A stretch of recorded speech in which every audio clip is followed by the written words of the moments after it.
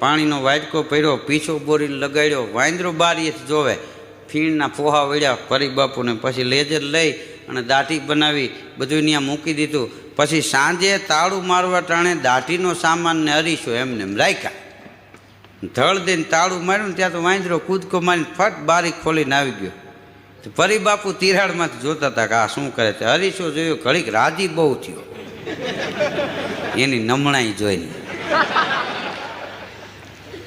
અરીસો રાખ્યો હામો, રાજી થયો મોઢું પોતાનું જોયું એટલે.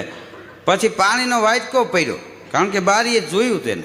પછી પીછો બોર્યો, ટ્યુબ લગાવતા ભૂલી ગયો, ખૂબ પીછો કહ્યો પણ ફીણ ન વળ્યા. એમાં થોડોક મોરો પડ્યો. પછી આમ જોયું ને ત્યાં ટ્યુબ પડી હતી લીધી, ઢાંકણું ખોલ્યું, પણ હવે એને કેટલી લગાડવી ખબર ન હોય. આમ દેવું તો અહીંયા આમ હળ દઈને લીટો થયો આખો ટ્યુબનો. પછી પીછો બોરીને